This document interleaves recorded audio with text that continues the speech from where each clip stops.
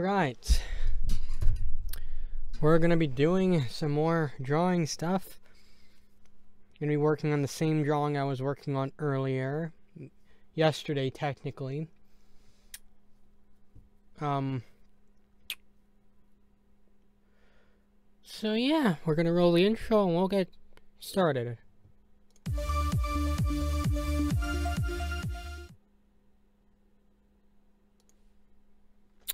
Alright, so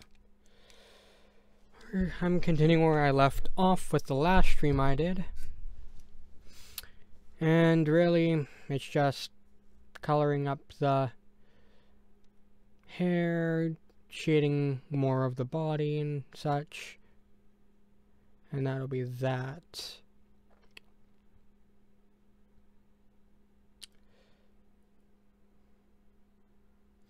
And then once I finally go to sleep, I'll wake up and work on yet another drawing.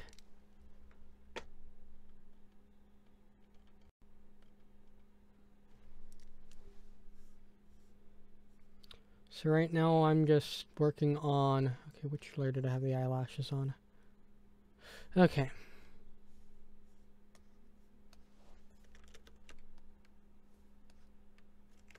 So right now I'm just working on eyelashes.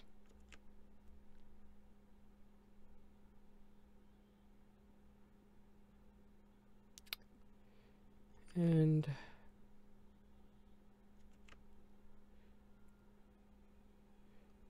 they're not going to be perfect, but with each drawing I'm trying to incorporate some more shading, maybe some extra details I didn't do in other drawings.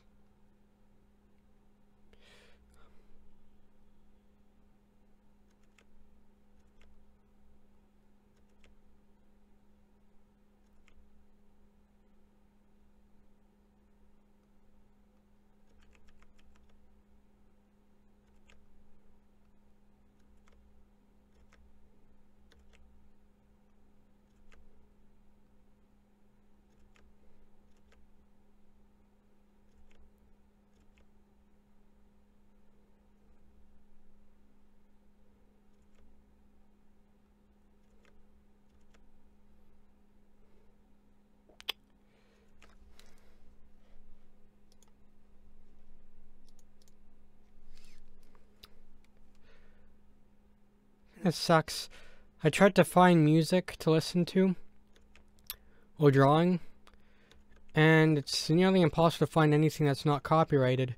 Turns out, even classical music, which is in the public domain now, play any classical music and that gets copyright written as well. So I don't know. I thought I found a loophole, but I guess even public domain music is copyrightable, so it sucks. Because what happened was, okay, what the heck? Don't tell me I just drew these on different layers. Okay. I'm confused. What layer did I do the eyelashes on?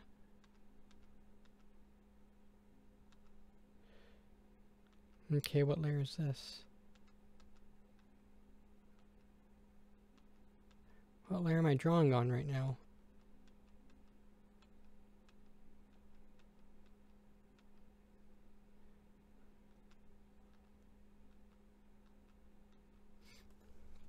Okay. Oh, I'm gonna fix this. I don't want eyelash stuff on this layer.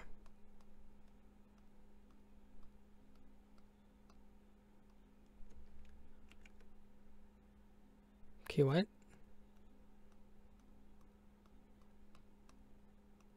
Okay.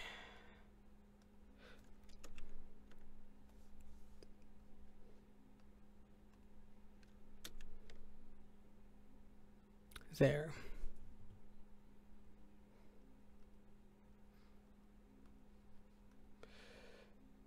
Oh my gosh, Krita. I wanted this on a...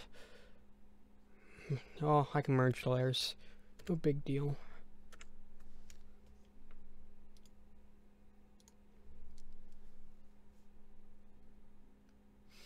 Okay, there we are.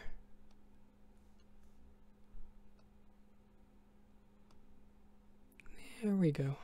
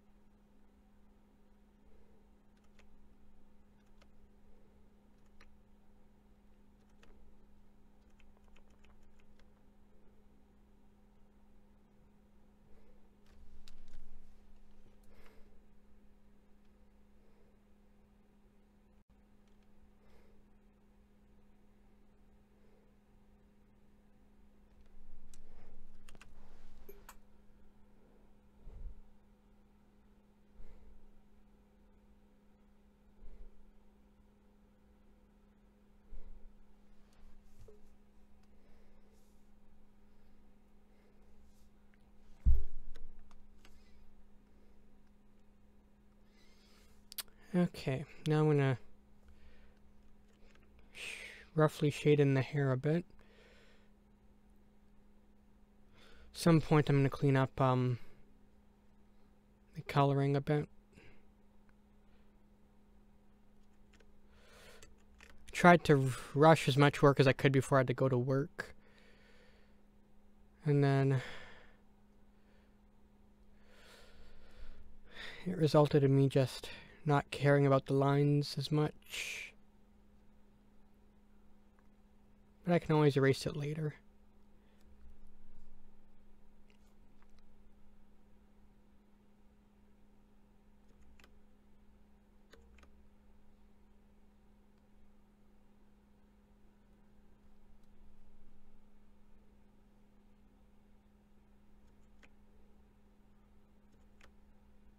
This can be covered in shadow, actually.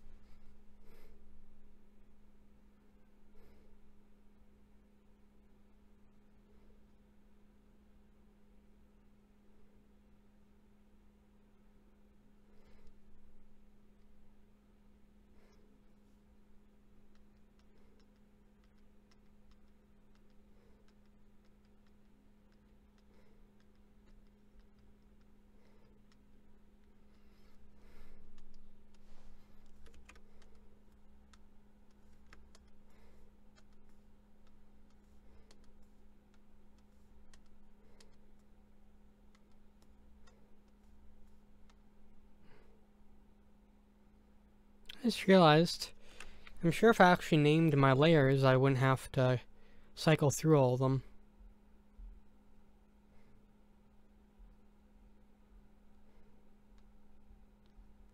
I guess, remember that one for next time.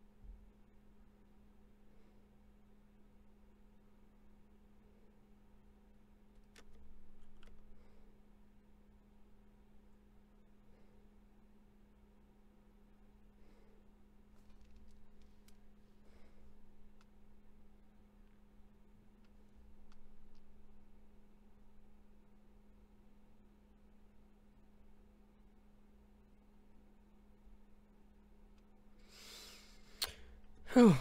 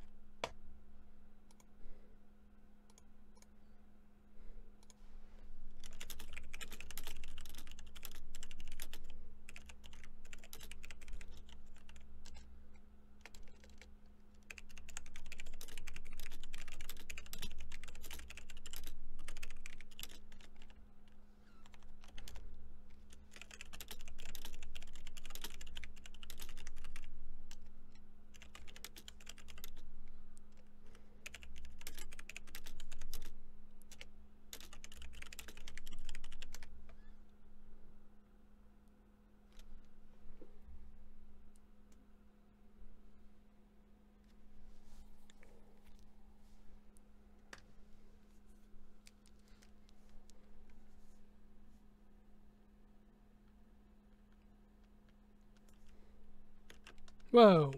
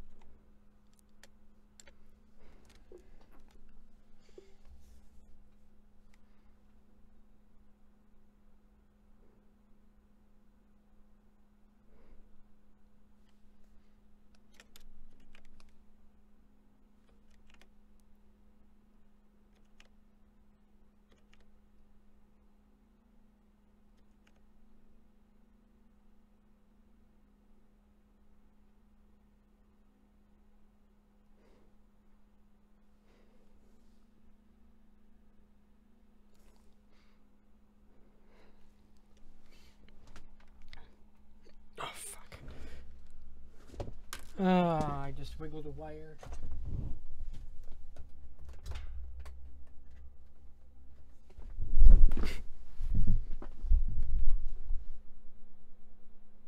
And I crashed Krita.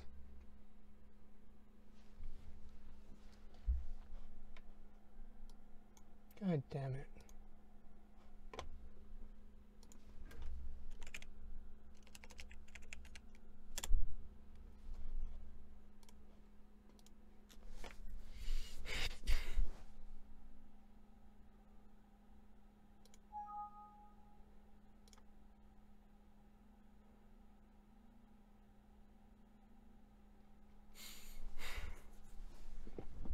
Okay, well I didn't lose too much progress, but I did lose some. And I don't think OBS really liked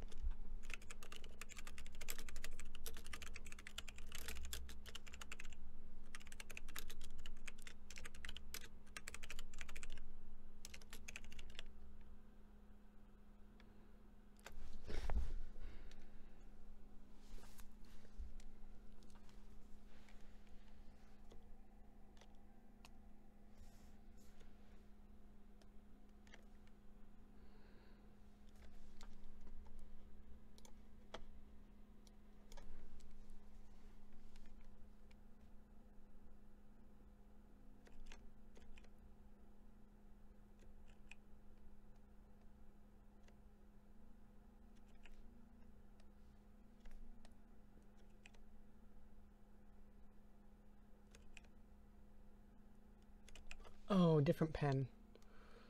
Right. Just confused for a moment.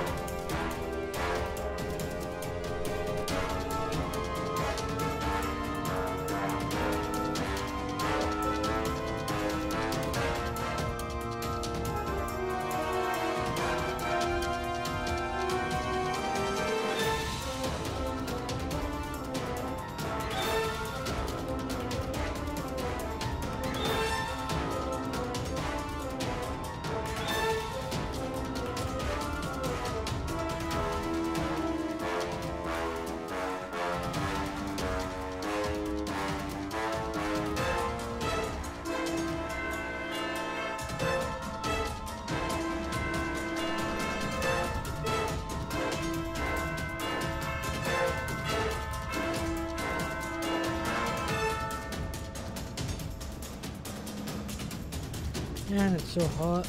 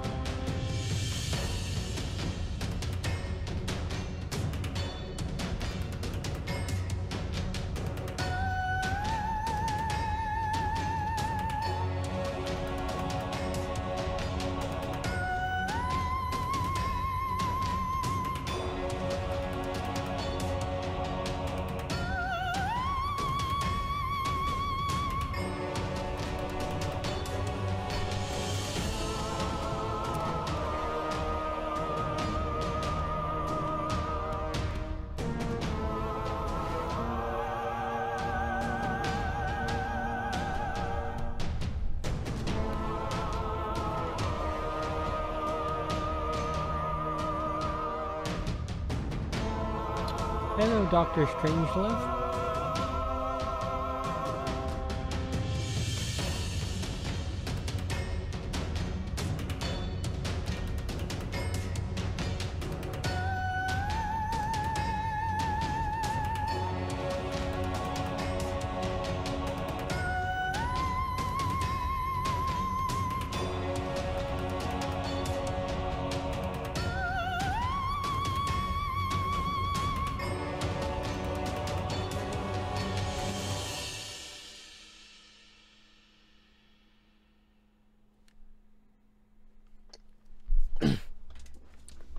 Oh, cool.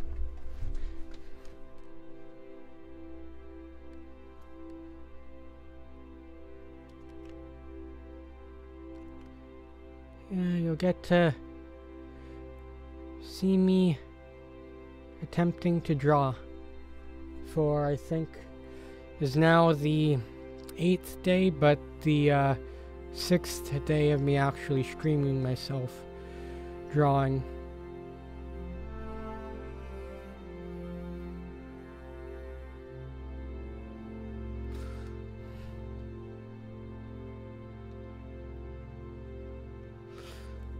Okay, I gotta erase some more body.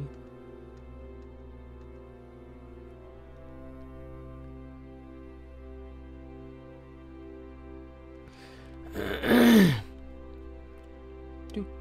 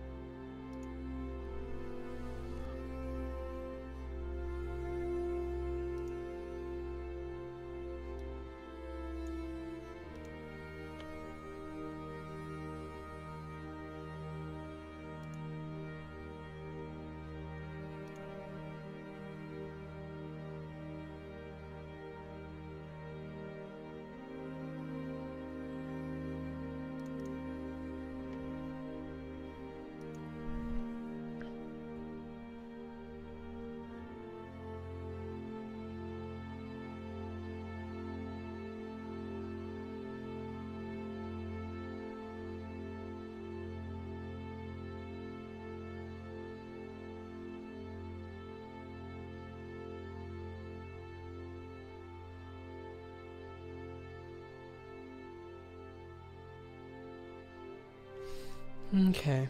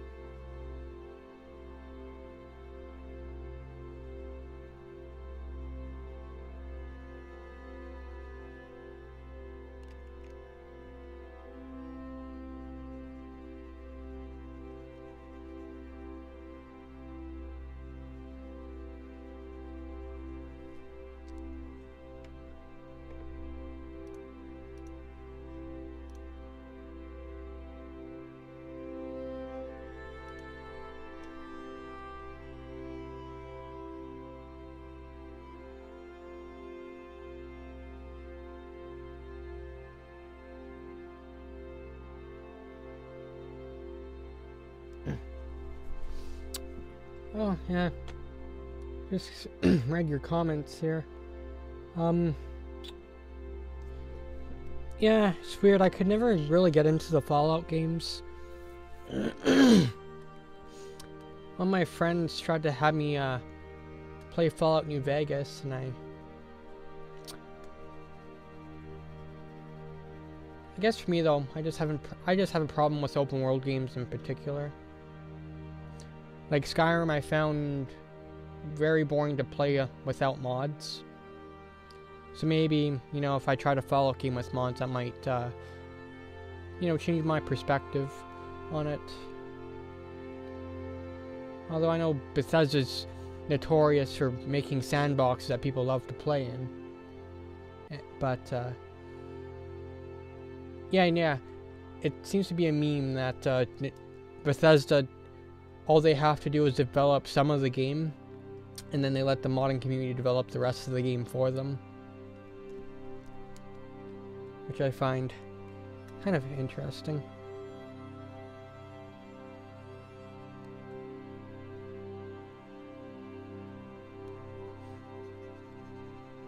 But yeah, because Skyrim for the longest time, I did not have anything positive to say about that game.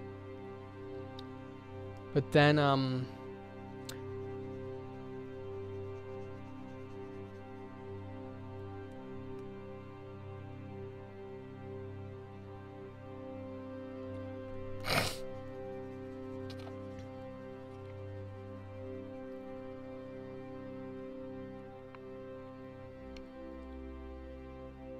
yeah, it's kind of sad when, it's actually, it's kind of funny and sad that as a game company, Bethesda is able to just rely on the fact that they have a passionate community that will mod their games for them and make their games playable.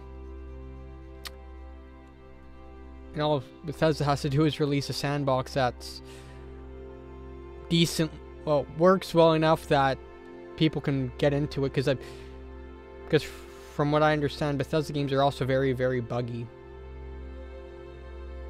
And then there's mods that come out to fix those bugs.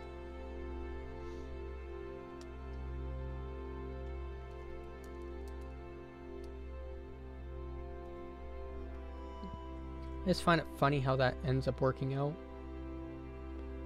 I bet other game developers wish they could have the same luxury as Bethesda in regards to that. Although granted, a lot of game companies, when they port to the PC, will quite literally just leave it to modders to fix their game for them as well.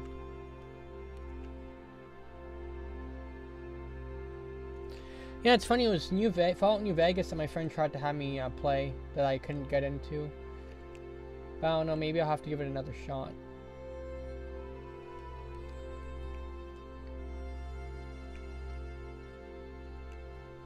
I'm gonna draw another line here, a shading line.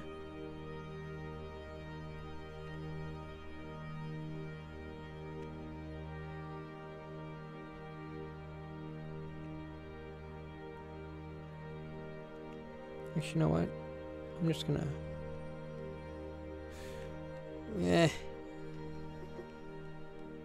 God damn, it's auto-saving. I gotta disable the auto-saving feature on Krita. Always breaks my flow.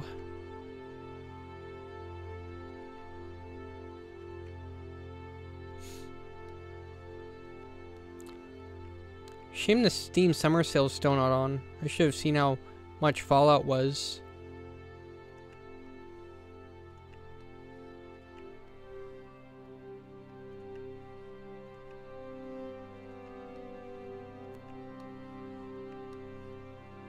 Hoping if I move this line fast enough I can get a...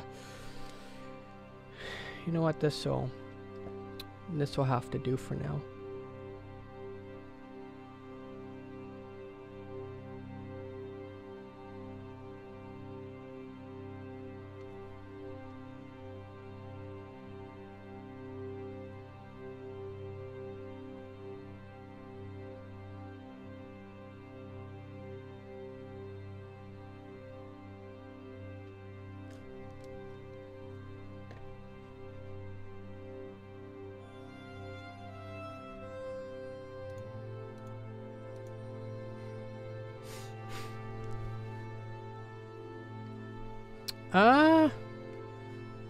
I've never actually heard much about a Friday the 13th game.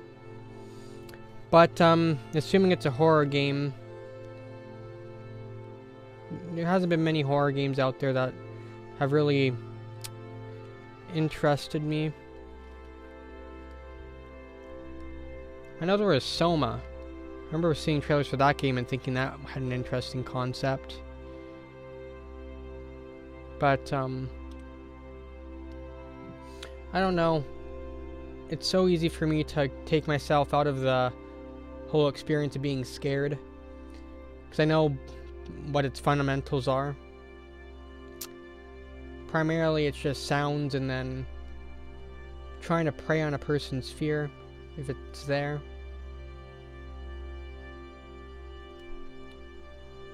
I know a lot of people can, don't intentionally set themselves up to be scared, but I can't seem to do that. Resident Evil 7, just based on gameplay, it just looked like a black sludge shooting simulator with some crazy people. Which, I know for a lot of people that's probably downplaying the game quite a bit, but it's just... I don't know. It's just hard to... I'm just very hard to please when it comes to horror.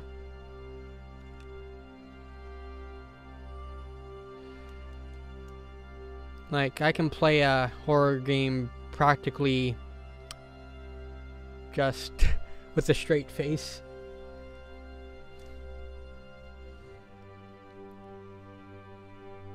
It's like ever since my father... I remember as a kid I used to be scared of scary movies. But one day my dad decided to show us what the movie looked like without the sound and everything. And when like a jump scare would pop up because the sound wasn't there, it just looked comical. It wasn't even scary anymore. And ever since then, just easy for me to psych myself out of the experience.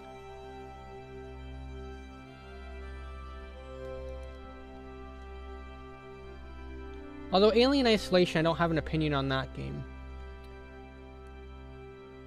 I haven't really seen any gameplay of that.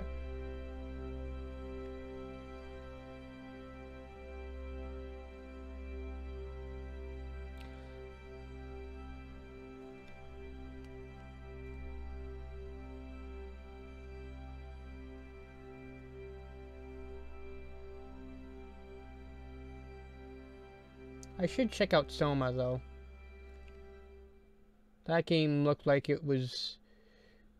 Like, the trailers for that were just kind of creepy.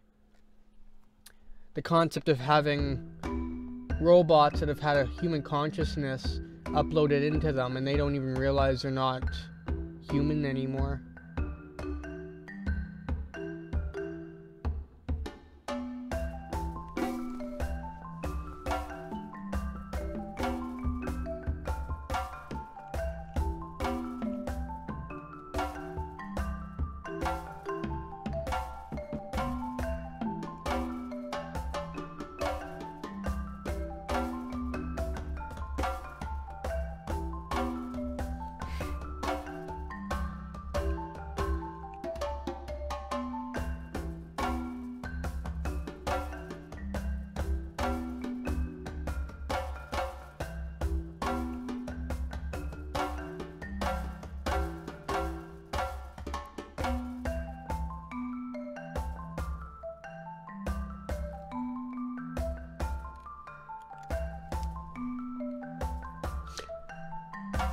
Yeah, when I was younger, just about everything was scary. When it came to scary movies, I could be scared. I got nightmares from just the simplest things. But, you know, the moment I was shown just how unscary something can be, I'm sure if my dad had never did that trick, maybe I'd still get scared. But it's like once you know what's making the scary stuff happen, it's not scary anymore. Because one of the big things about fear is that we fear the unknown. And we're more likely to scare ourselves because of the unknown.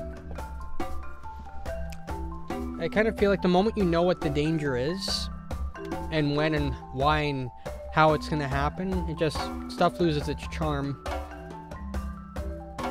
It's like to pull apart Resident Evil 7 a little bit more. I'm sure at first you have the atmosphere that's creepy, you're locked in this place with these creepy people and you don't know if you're going to get out alive or whatever. The concept there is creepy. But after a while, you know that out of nowhere you're gonna have black guys, these black blobs coming out of nowhere. And really the only thing that makes it nerve-wracking is the fact that you know you have a limited supply of bullets and utilities to fight them off. But for me, it's one of those things where I find that less scary and more frustrating. It's like, oh, I'm running out of bullets, it ends up being less fear and more I get ticked off because, oh, I have no ammo, now I'm gonna die. It's like a thing that kind of plays in both directions. Some people will get scared because they know they're gonna die.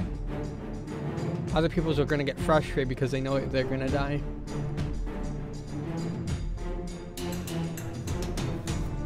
So it ends up being like, a singular concept has different reactions.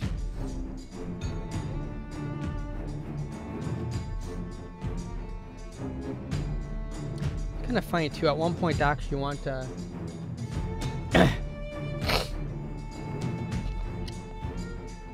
oh well. Yeah, some people can get pretty hardcore when it comes to certain games.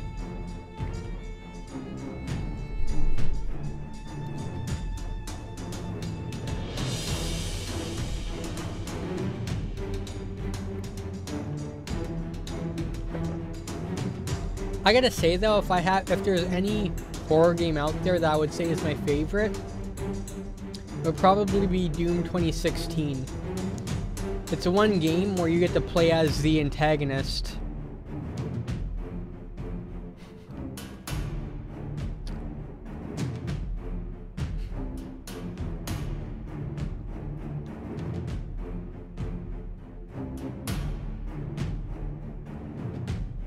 It's like you go in, blowing up all these demons,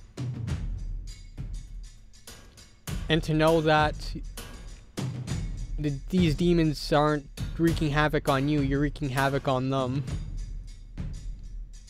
It's hilarious.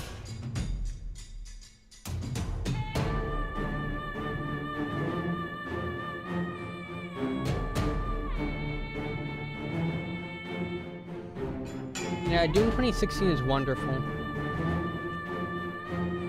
Kind of ticked off though. Turns out if your computer crashes while playing the game, without a doubt your entire game save gets corrupted. Exactly. Doom 2016 is one of those games where you play as the antagonist. It's basically a horror game played in reverse.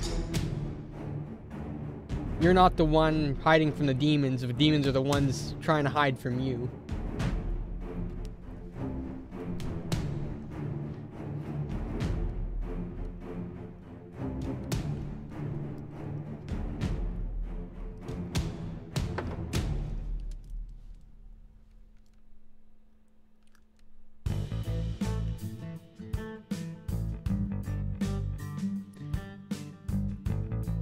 I never actually played.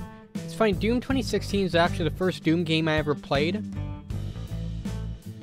And to be honest, they did a really good job of getting me into the spirit of Doom. Like, now the Doom franchise will forever be on my radar thanks to that game. And whether did they do a sequel?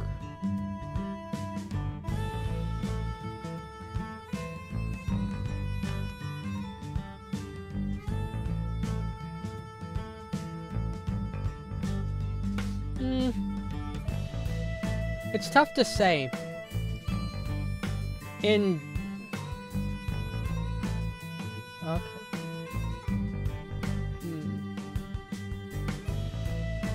Yeah, whereas yeah, I did see some comments about Doom 3 about id Software not really knowing, or a lot of people felt that id Software at the time didn't really know what they were trying to go for with Doom 3.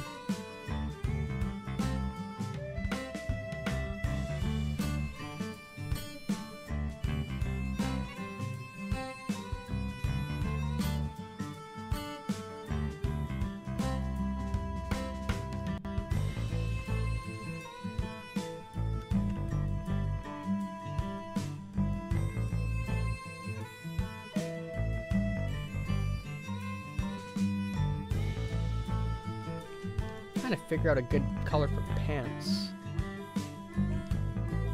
If they go too dark, it's kind of harder to shade it in.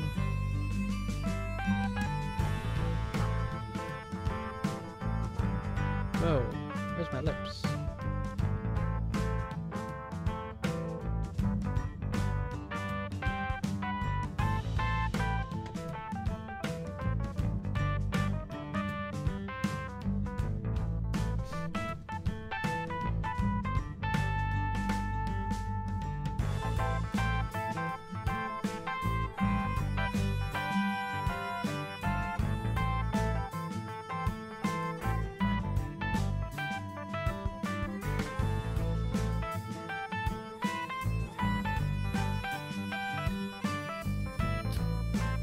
Yeah, I definitely don't envy the people who end up having to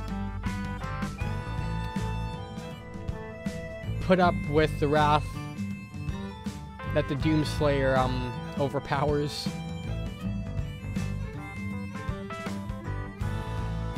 At some point, kinda sucks, there's those VR titles that recently came out where you have Doom VR and the Fallout VR.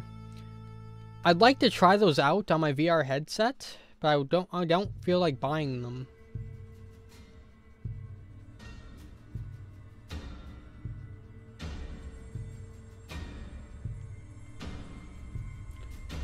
But I really do want to try them out.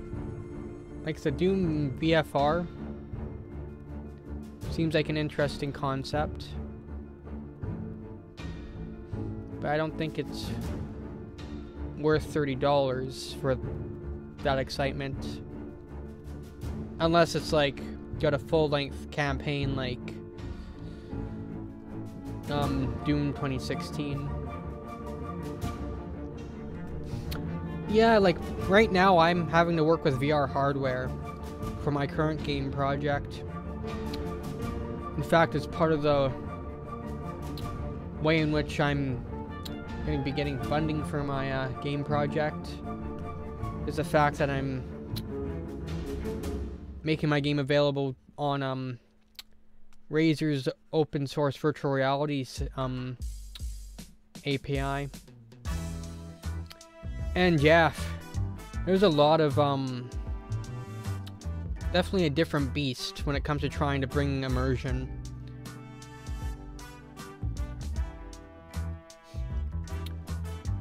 Yeah, we have Oculus, and then personally I have not gotten motion sick with virtual reality. And that's with my own game that's very fast paced. One of the big problems, though, is some of the main things that can cause motion sickness. Well, at first it was screen latency. You'd turn your head and then there'd be a slight latency that would confuse the eyes enough that would induce motion sickness. And then there is just movement itself. The fact that you can be moving and your body's not moving, that can make you feel motion sickness.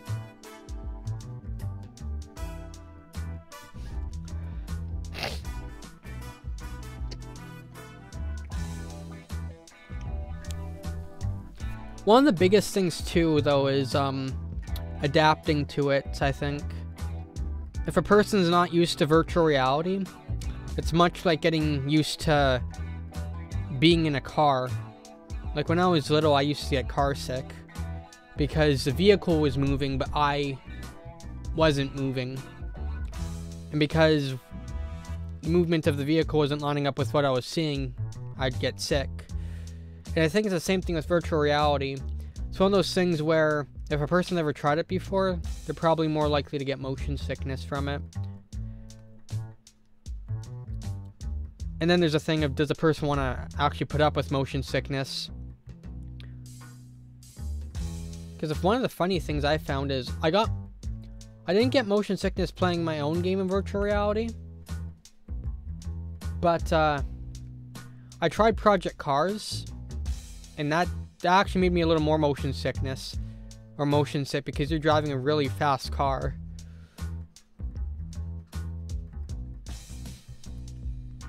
Yeah, VR is expensive. The VR headset I have, I got sent to me for free. That's the only reason why I even have a VR headset right now. Or I shouldn't say I got it sent to me for free. It's sent to me in the hopes that or for the fact that I'm implementing virtual reality into my game. But I still consider it free. But yeah, then on top of getting the headset though, I couldn't even use it properly for like months until I finally got an RX 480. Because my graphics card at the time, I had a R9 380. It couldn't push out enough frames for the VR experience to be smooth at all. And even the RX 480 isn't perfect. I basically got to crank everything down to low settings on most serious VR titles.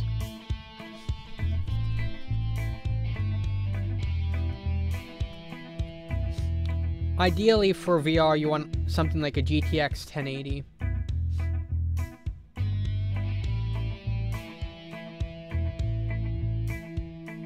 Oh, damn. Looks like you're right. It did go offline for a few seconds because YouTube says it's saying stream resumed. I guess OBS crapped out for half a second or two.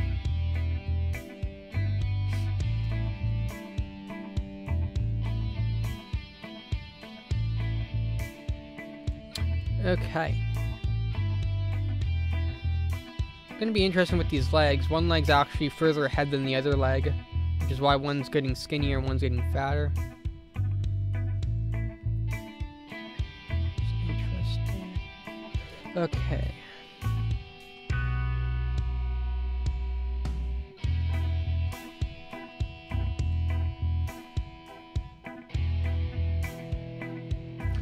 I need another, pelvic line.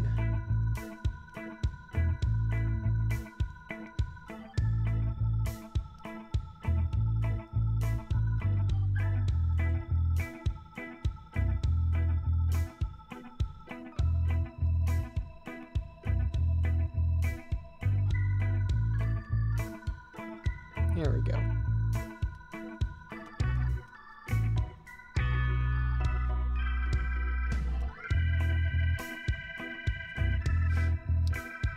Found something that really sucks. Well,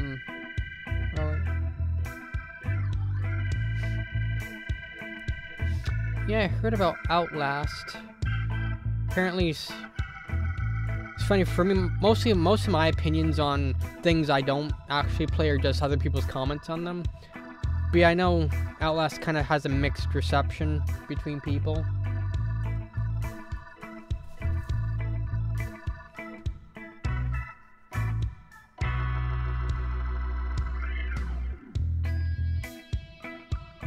Really, what I think they need to do is they need to look at how older games went about things. Because Resident Evil 2, from what I understand, was a pretty spooky game. But then the remaster, they ended up remastering at some point, and a lot of people complained that the remaster just didn't have the same vibe.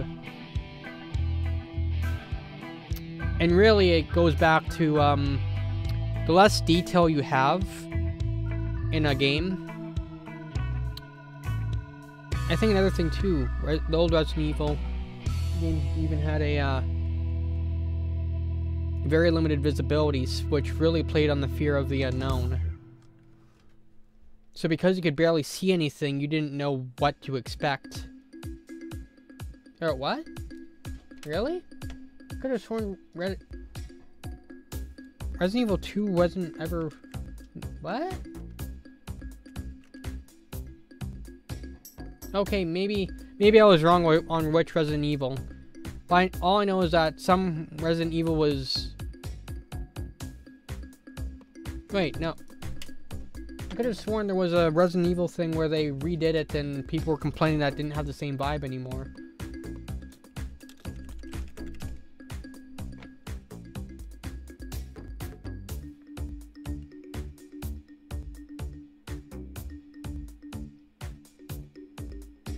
Or maybe people were complaining about a trailer that...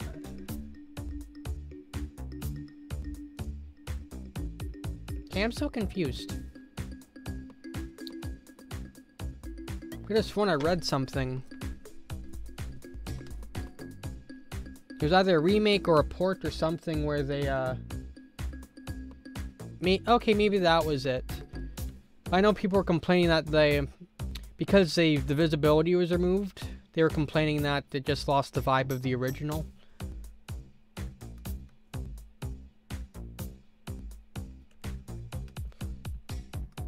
So, if in fact that was a fan remake, and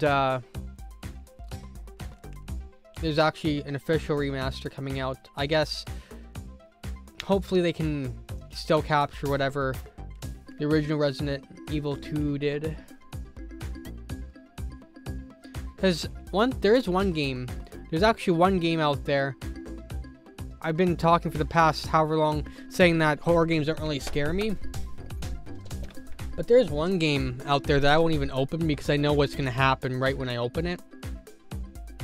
And it's called I'm Scared.exe. And that game doesn't use high fidelity graphics. The graphics on it are like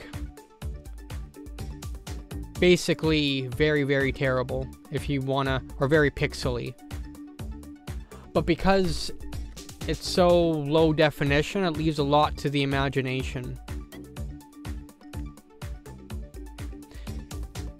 And people are a lot better at scaring themselves than anything else.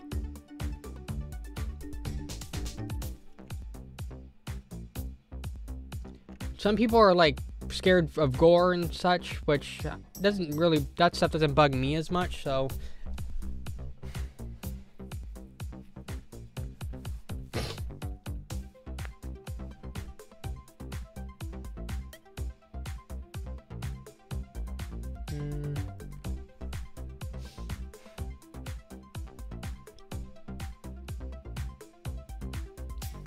I know there was like a whole bunch of EXE games at one point where you had like Ben.exe and then something else.exe.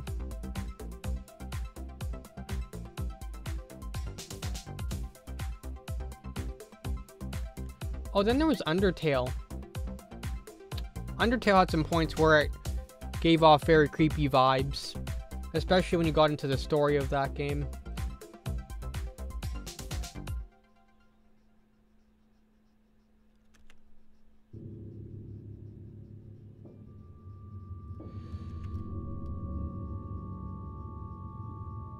I know, it's funny. Yeah, I'm Scared at EXE. It's kind of like it was a slow build-up. When you first start it, the stuff that happens isn't inherently scary. But it's like it slowly wears you down as you go through it. And you start to slowly become more receptive to what it's doing. It's like there's like a whole bunch of chapters to it.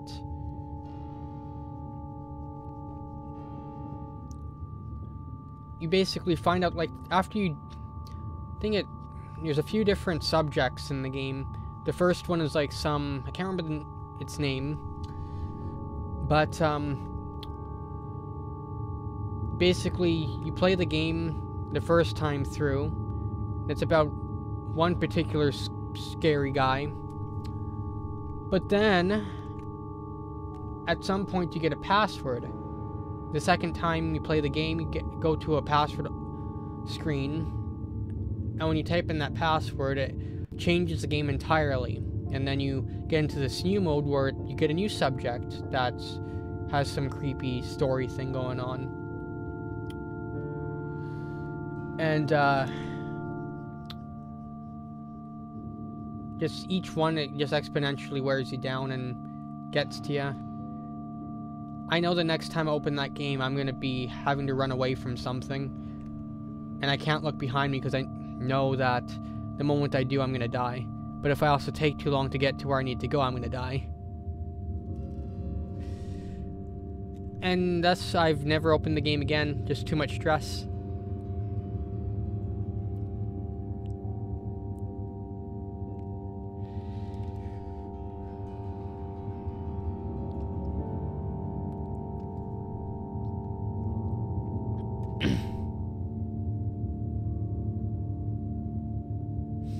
But yeah, it's rather fun.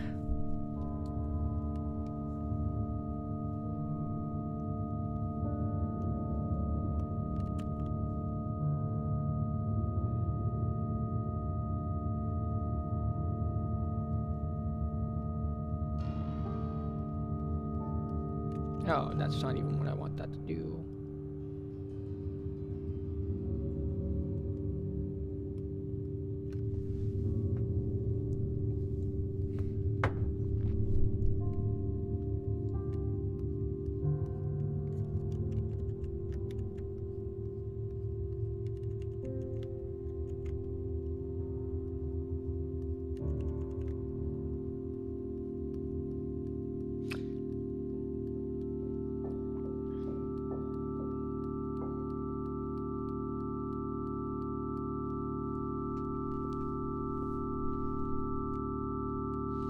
Yeah, I guess for myself, maybe I'd have more appreciation for the Resident Evil games if I was a person who was a fan of survival games.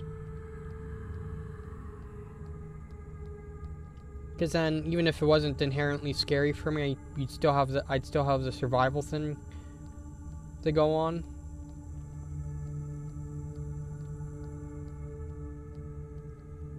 Like, once upon a time, I used to, like... Minecraft was probably the first survival game I played. And I used to really like that game. But then, it seems like as I've gotten older, I've gotten tired of games with survival mechanics in them.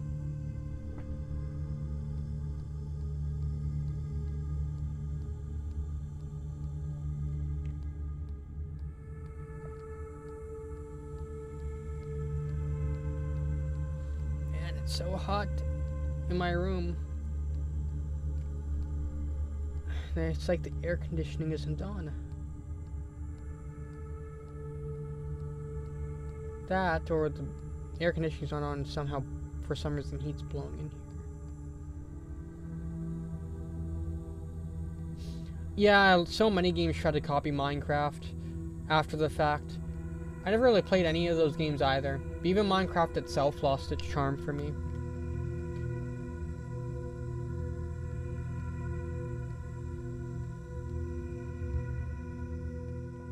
It's like I used to love the building aspect. That was one of the main reasons I played Minecraft.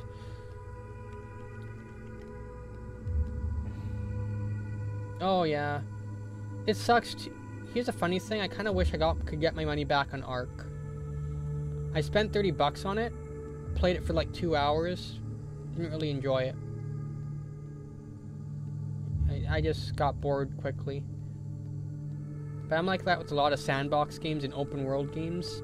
It's like if there's no story to tell me what to do, or I lose my interest pretty quick. I had the same issue with Skyrim. Even though Skyrim does have a story, it just required... I've always been a really big story person when it comes to games. Even with Zelda Breath of the Wild, the minute I finished the main storyline, even though there's side quests and stuff, I stopped playing the game. I basically trigger a lot of people with the way I play games. I'll play a game for all the purposes that go against what the game was originally designed for. It's like Breath of the Wild was designed with exploration and such in mind. I literally got a walkthrough for the game so I could find all the memory locations and not have to search for them myself.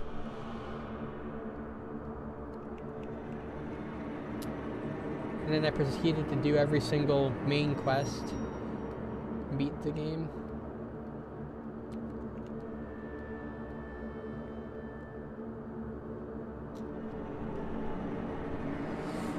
Yeah, like a lot of people who are new to the Zelda franchise, they'll probably won't even understand why for me, because I played previous Zelda games, I wasn't too torn about the fact that Ganon wasn't a person. But for a lot of people going into Breath of the Wild, never playing a Zelda game before that, they'll probably be like, oh, this is all Ganon is? How disappointing. Yeah, Twilight Princess had a great Ganon. Wind Waker also had a pretty good Ganon. Skyward Sword, I guess, didn't really have a Ganon. You had, like, that, Garemith, or whatever, Garahim guy, and then I guess you had Demise, which was basically the first ever incarnation of Ganon, if you can even call it that.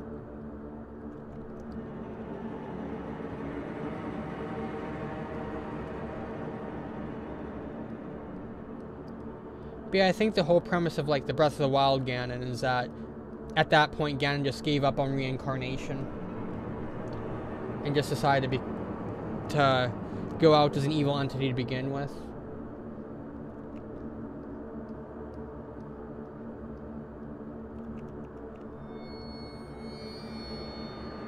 That, or maybe Ganon already just became an evil entity by that point in time. I can see why they structured the game the way they did, though. You have this unique situation where you have a thing where you can do stuff out of order. And then you gotta somehow have a story that can take into account the fact that you can do dungeons and stuff out of order.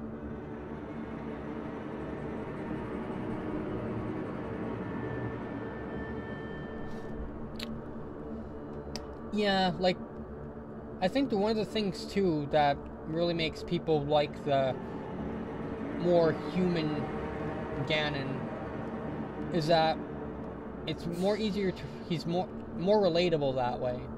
Even though no sane person would be as evil as Ganon, you still feel like you can relate to whatever struggle he's going through. You can kind of relate to why he's doing what he's doing. Even if at the end of the day it's not for a great cause. You have this guy who's being tormented by the fact that all he can do is nothing but evil. That's his only purpose. And he has all this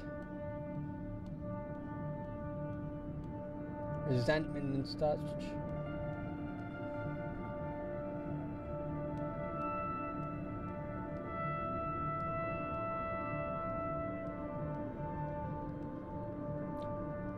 But yeah, with Ganon in Breath of the Wild, you can't even relate to him. Oh wow, he was the only male. I know the Gerudo, they very seldom have men. But I didn't know they were that rare that he was the only one.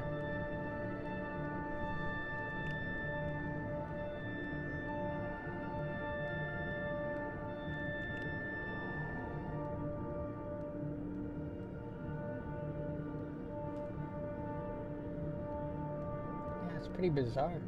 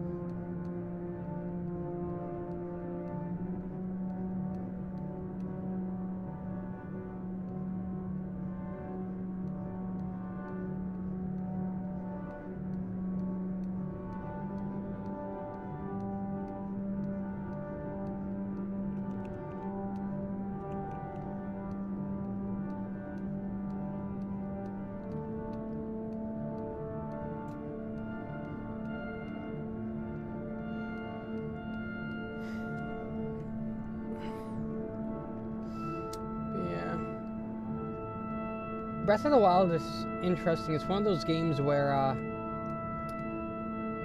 there's some parts where I really liked it, but I don't consider it my favorite Zelda game. There's just weird things with mechanics that just kind of frustrate me with it. Like they have their weapon fragility system, which any weapon you pick up, you can't even grow an emotional attachment to. They give you they'll give you a weapon that's like, oh yeah. Far Cry 5 though, wouldn't that kind of be like Ubisofting in a way, where you go around,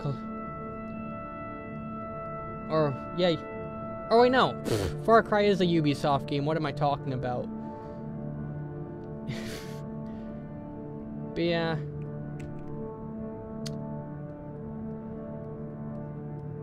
Yeah, towers are definitely not a fun thing to have to go around collecting. Because they had it for the Assassin's Creed games, which, to be honest, I didn't mind having to go to towers in the Assassin's Creed games, because you got rewarded with this nice view. But by like, you play enough Assassin's Creed games and you get tired of it. And then you realize the fact that every Ubisoft game has towers.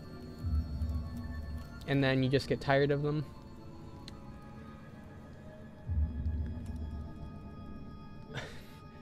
But yeah, definitely nice to see them breaking their formula by not having towers everywhere. Which actually makes me wrap into Breath of the Wild again, where Breath of the Wild is the first Zelda game to have this concept of going to towers to expand your map. And I actually didn't mind going to towers in Breath of the Wild. But I think the main reason is because after you got to the top of the tower, you could glide off. You could take your paraglider and jump out right off of it.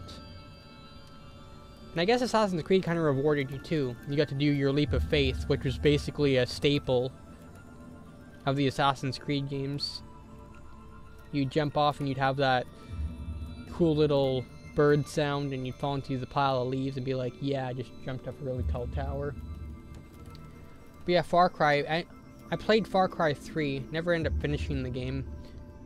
But as far as I understood, you got to the top of a tower and you had to climb all the way back down. And that was a little, it kind of killed the fun of it.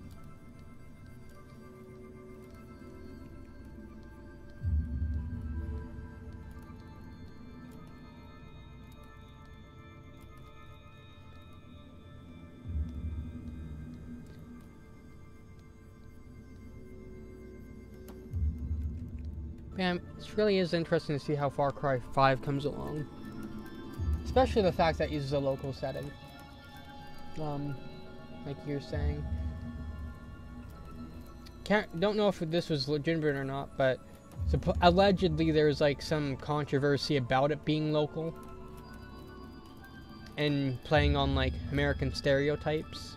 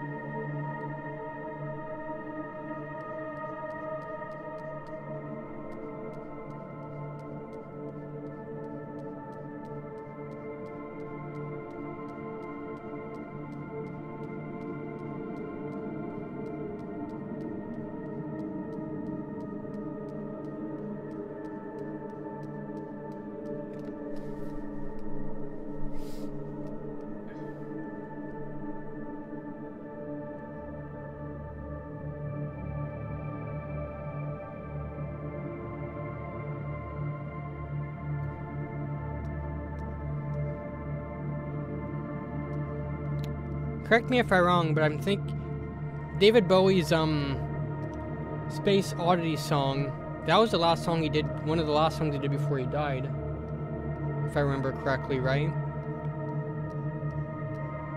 So I think like that song, if it's a song I'm thinking of, that song definitely had some very chilling lyrics.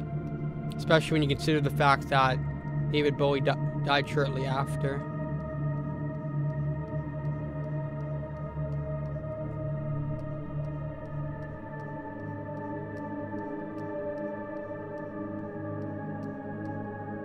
Lazarus, okay.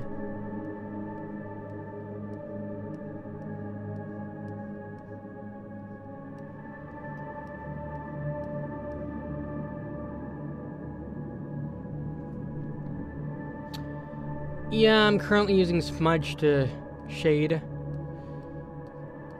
If there is a better way, though, I definitely like to hear suggestions.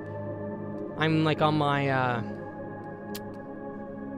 this is my 6th day streaming myself attempt to draw. This is my 8th day actually drawing, though. So I'm still very much learning the ins and outs.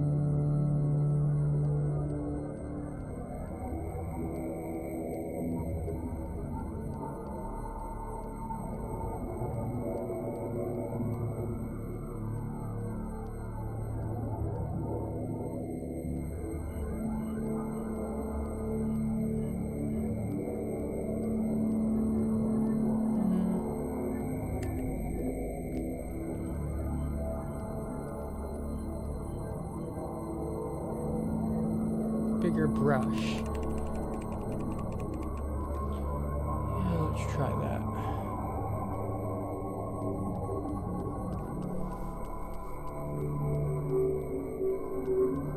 Okay, yeah, that works a little better.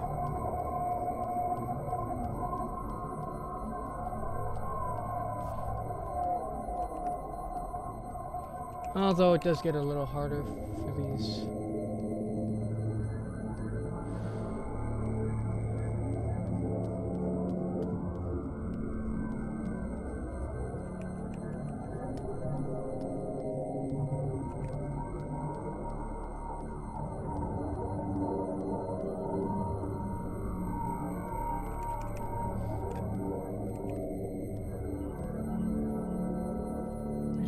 I'm gonna get rid of the skin for a moment so I can... Okay, quite literally. Auto-saving. Make sure I'm not pulling in white by accident.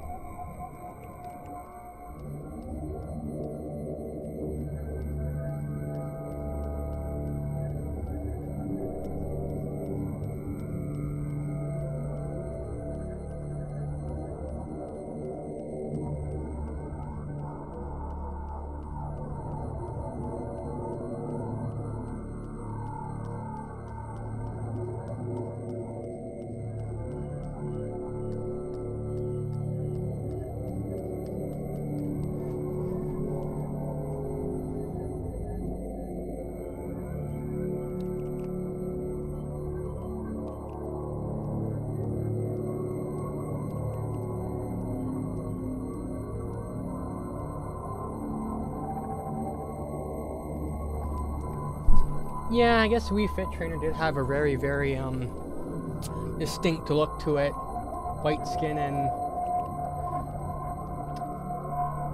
Yeah, the white skin and then your blue shirt. Yeah. I can definitely see that. Okay, which layer did I have the skin on? Okay, there we go.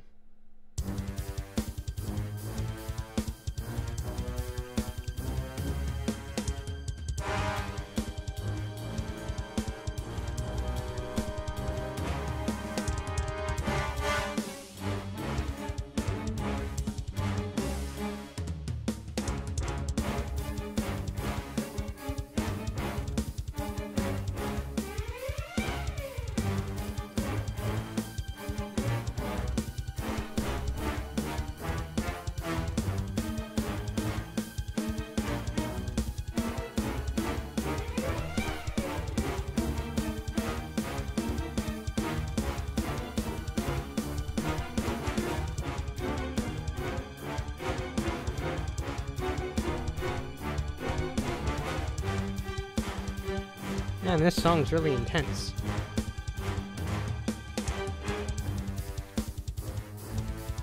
So hard to find music on that you can play during a stream that isn't copyrighted by something. So someone linked me to a royalty-free site with some royalty-free songs. I downloaded a bunch, and that's what I have playing in the background. But I don't know if they're truly royalty-free. I guess I'll find that out later.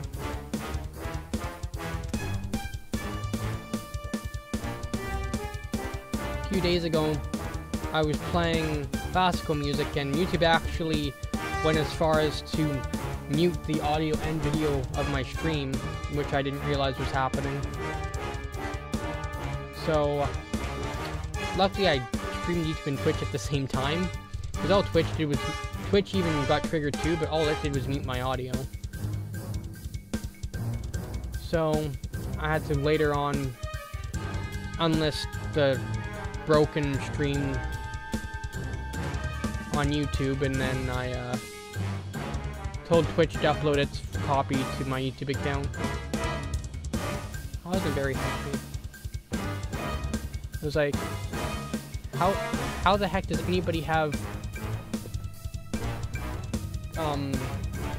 copyright over old classical music when copyrights expire after 70 years? Actually, back then, once upon a time, copyrights used to expire after 20 years.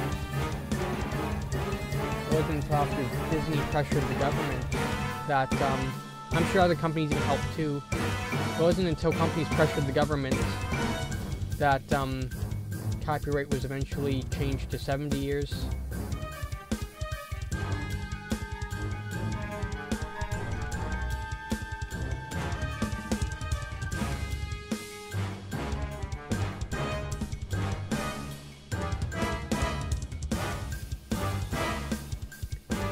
See a Doctor Strangelove, or I guess Prankster.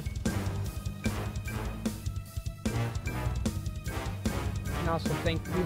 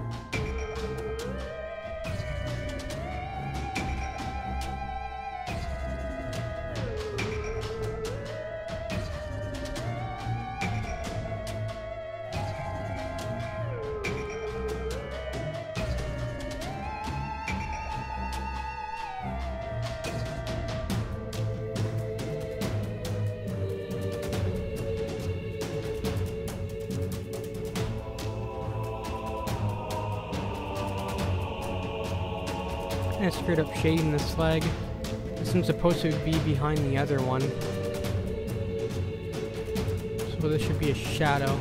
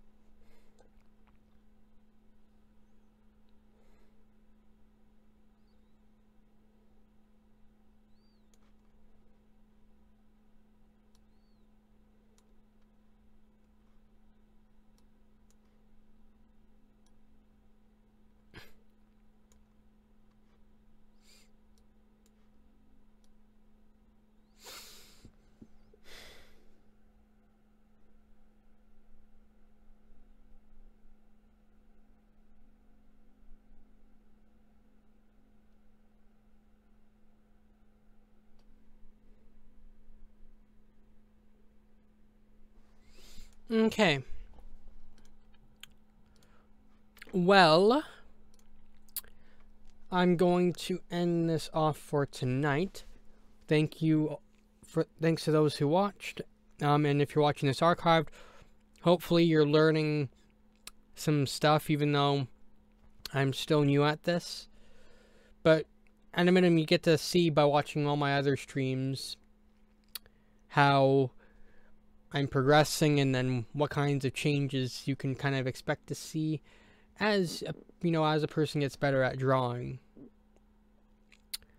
So yeah, with that all said and done, if you want to keep up with my streams, feel free to subscribe, comment, give feedback, tips. If you want, I have a Patreon you guys can support. And yeah, that's pretty much everything. So we'll just roll the credits, and I'll see you guys, I guess, for those of you who watch the stream later today. And if you're watching this archive, there's either another video, it's more than likely going to be another video of me continuing this. Otherwise, so let's roll the credits.